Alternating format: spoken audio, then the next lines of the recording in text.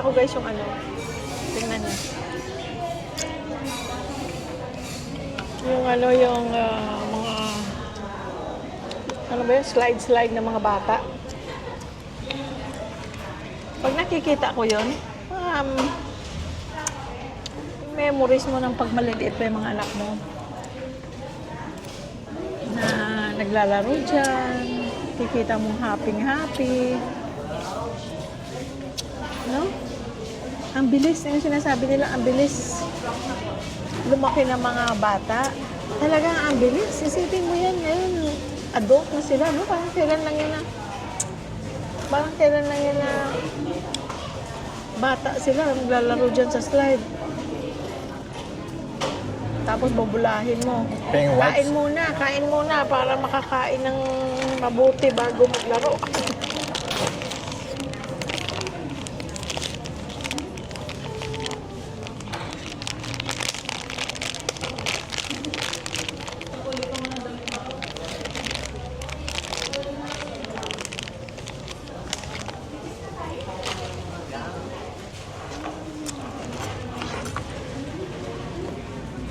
Wipes. Para tayo nagkaroon ng maliit na bata. Sky. Bibili mo ng wipes. Bibili mo ng pads. Bibili mo ng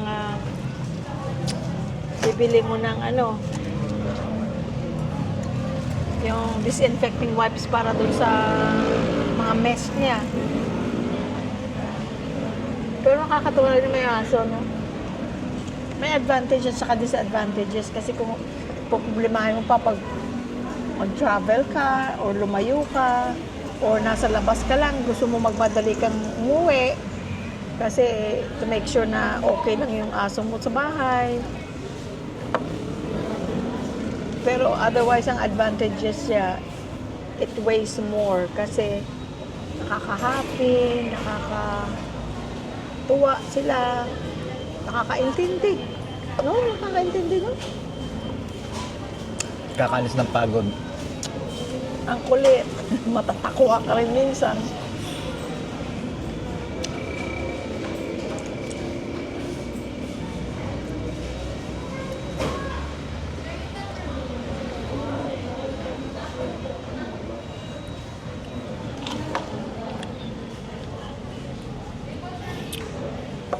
Ay, Kailan tayo Thank bibili you, Lord. ng bato? thank you, Lord. Kailan tayo Thank you, bibili? Lord. Amen. Kailan tayo bibili ng bato? O-orderin lang natin yan. Hindi yung bato lang nga. Kailangan mo lang dalawa. Yung sa puno ba? Kahit pala dyan, oh, yung dating binibilang natin ng tanim. Pero mahal yata ang bato dyan, ano? Tsaka maliliit lang. Dati nung nung bago tayo dito, di ba naghanap pa tayo, saan makakabili ng tanim? Hindi natin alam. Tapos yung sa bangko, sa BDO, tinuro tayo dyan. Yung pala, yung panipuan na yun, naku, lahat yun, taniman. Bato, lomsoy, Bato, palay, lomsoy, oo. Ipa. paso, ay ipa, paso. Tsaka swerte na nakilala natin si Ren kasi dyan sa linyang yun, siya lang ang gumagawa. Garden furniture, Siya lang gumagawa, no? fountain. Maganda rin sana yung fountain. Kung hindi ko lang kung hindi ko lang pinoproblema yung Kuryente. yung outlet. Hindi, pwede ko magpa-install ng kuryente, walang problema. Kaya lang, yung pagka nakasaksak na siya, yung mababasa yung yung mabasa.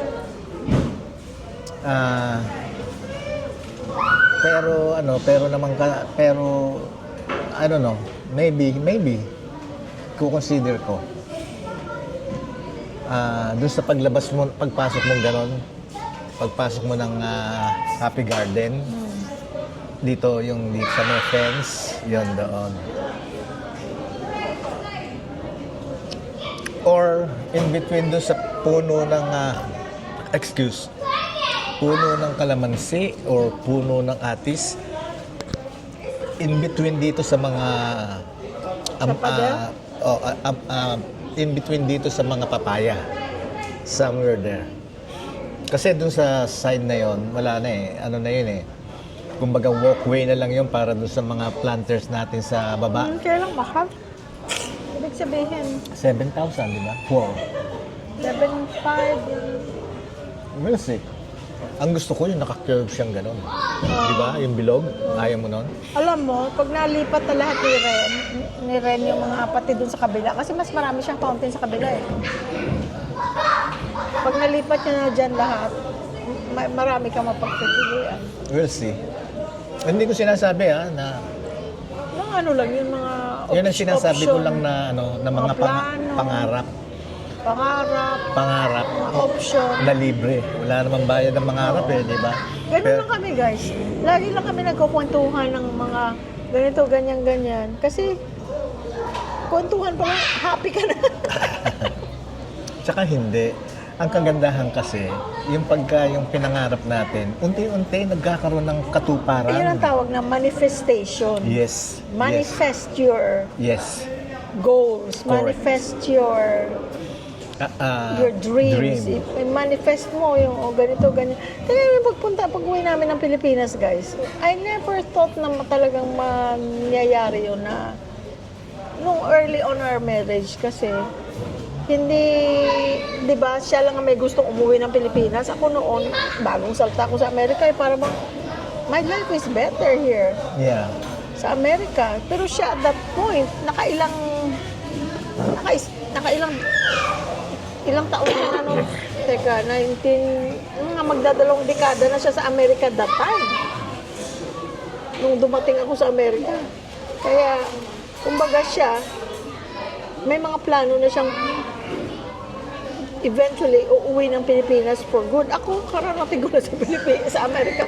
No, this is my life. I have a better life here. No, this is my home now.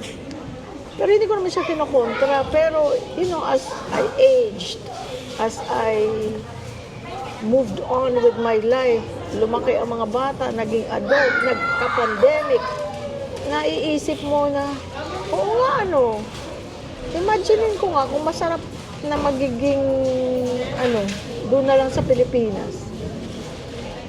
Ako sa kakaisip ko, sabi ko, you know what? At saka ang talaga, na lumaki na yung mga bata. Kasi kahit anong Nagkaroon wish ng ko, sariling buhay. kasi kahit anong wish ko, hindi ka makakaalis. Pagka ang mga anak mo Masyadong hindi pa Dependent. independent. Masyado Hindi pa ka- silang dependent mo. Oo, kaya hindi ka talaga, kahit anong wish mo, no, you have to be with where they are. Hindi mo naman pwede silang iuwi dito. Hindi nila ito home. Ang home nila doon. Tsaka guys, yung bang, siyempre, priority natin ng mga anak natin, pagka ganun kasi, ang thinking mo, para bang hindi mo sila maiwan, Oo. parang, meron kang takot, pangamba, pag iniwan mo sila. But you know what? Nangyayari pala na ganun, as long as, they grow old, and then tayo, ganun din, nagiging malawak din ang pag-iisip natin. Maiisip mo at nakikita mo ang changes. Yeah. Makikita mo na they can live on their own. Yeah. Kasi makikita mo sa kanila. Kung ready na silang iiwan. Oo, hindi, tsaka talagang makikita mo sa kanila na, oh my God, parang na itong anak ko, parang talagang mature na, alam na yung mga pros and cons, alam nang dumiskarte sa buhay, yung ganun. Ay.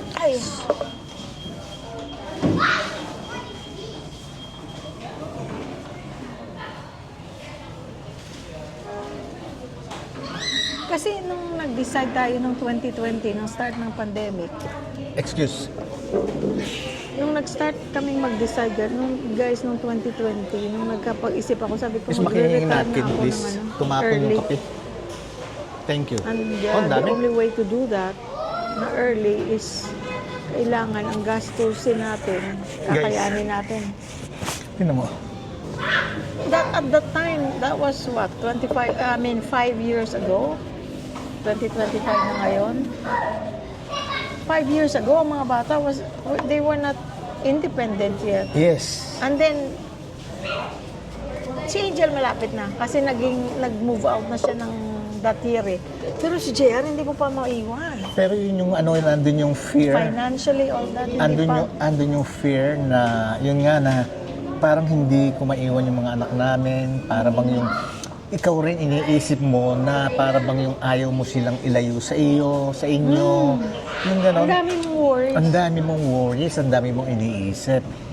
But at the same time, like as I told you, as they grow old, ayun, makikita mo sa kanila mismo yung changes. Yung dati na lahat, ikaw, kailangan tumawag sa ganito, kailangan sa insurance, ikaw ang tatawag, ikaw makikipag-usap. Pagbili ng kotse, ikaw ang makikipag-usap, pagbili ng kotse para sa kanila. And then makikita mo na marirealize mo at the end, para bang makita mo, sabihin ni JR, oh, Dad, Mom, I made this myself, blah, blah, blah. Wow, parang mapapaganong ka. Oh. Wow, parang hindi ka makapaniwala. Kanya, yung time na yun, doon mo marirealize na ano na sila, na nag-mature na sila at they can stand on their own. Ganon.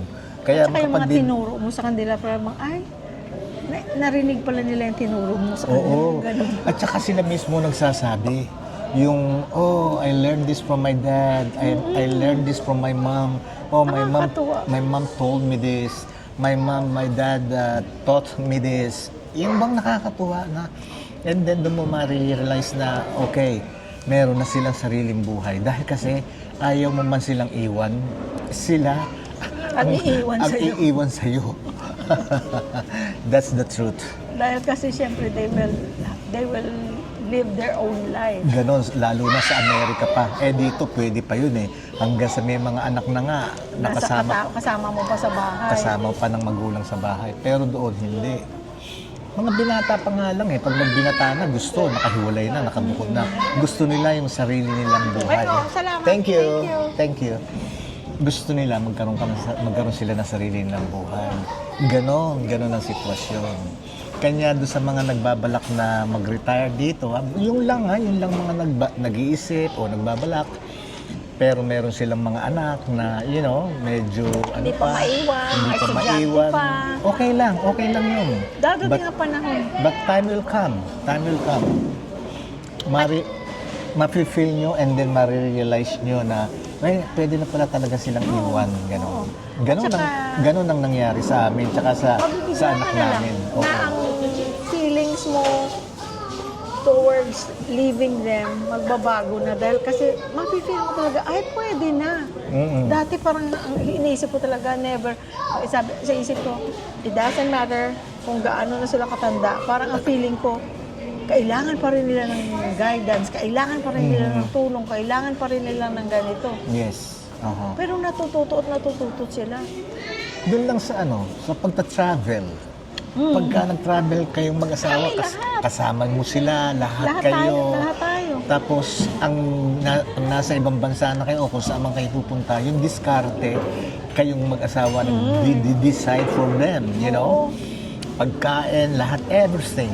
Saan dadaan? Kung saan. Yes. Check-in na lang sa airport, ikaw lahat. Yeah. Check-in sa hotel, ikaw lahat. Yeah. Pero dumating ang panahon na sila na lang nagtatravel. Ayun. Ibang bansa, sila na lang ang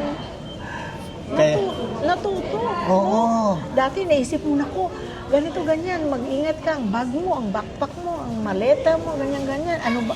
Pinoproblema ko pa dati, ano ang impact, mag-impake, tutulungan mo pa.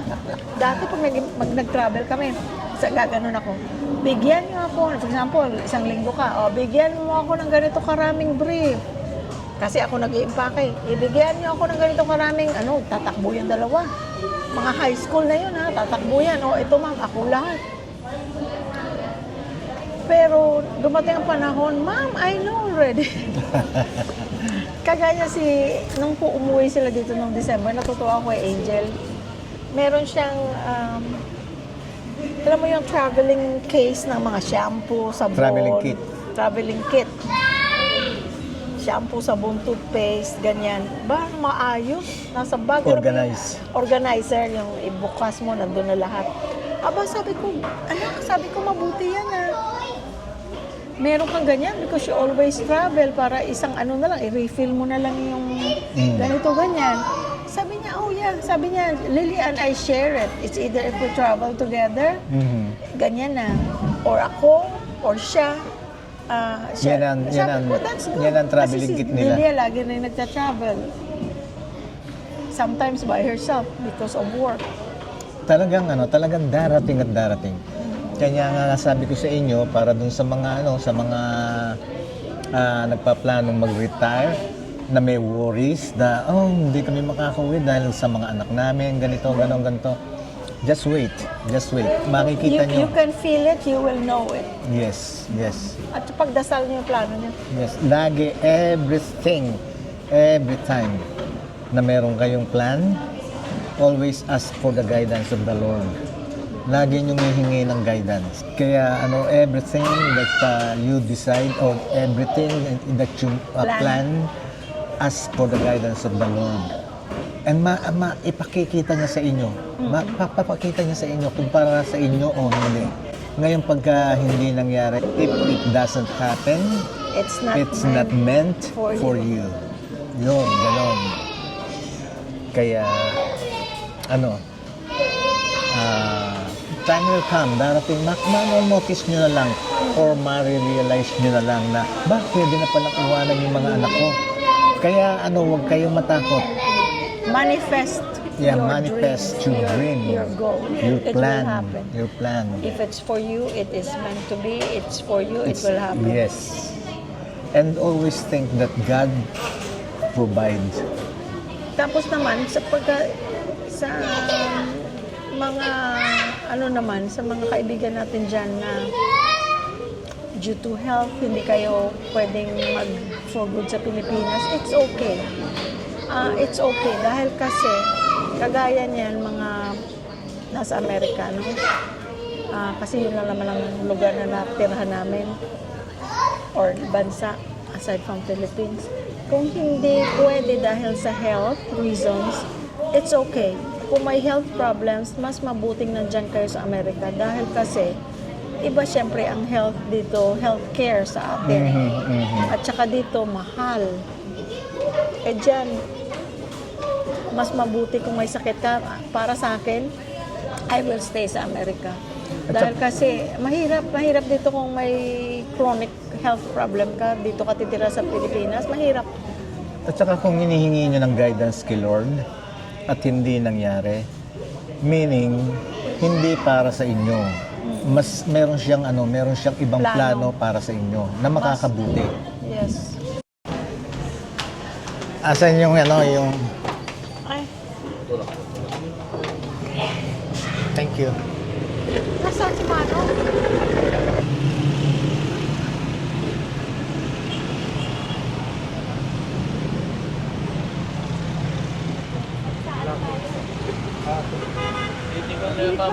Ayan Ha? Tatay! Ay,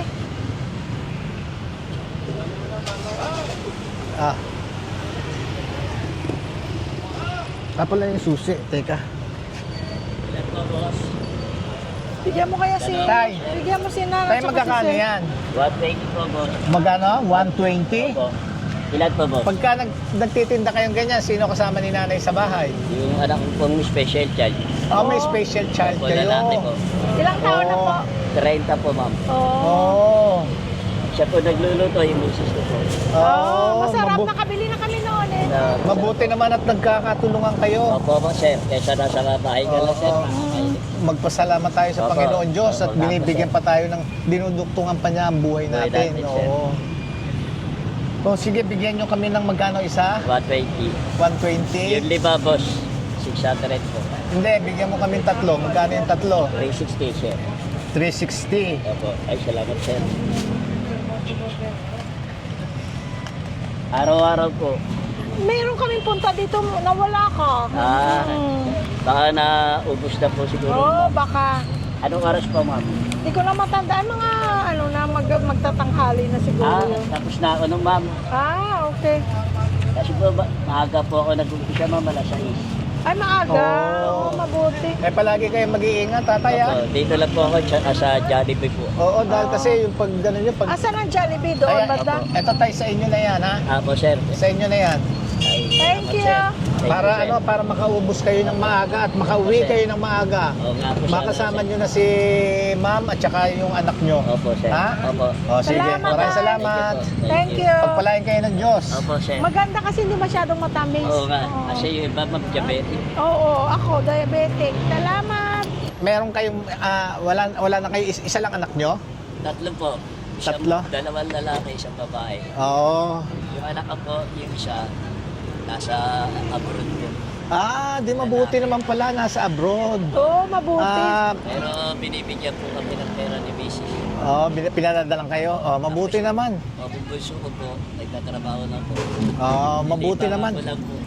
Mabuti naman. Thank you, Tay. Ako, nakikita ko nga po minsan eh. Oo.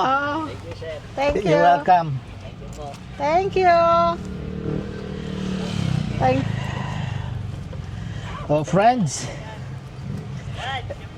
Eto na. Tapos na tayong kumain. Meron na tayong energy.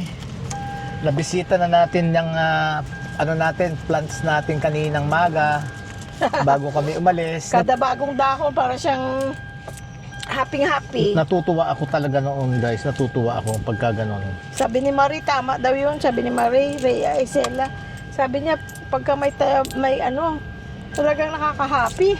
Oo, hindi Bagong sibol na Yun ang hinahanap ko lagi. Hinahanap ko yung bagong dahon. yung bagong dahon na berde o yung bagong sibol nga. Tama si ma'am, Si Ma'am, si Marie. si Marie.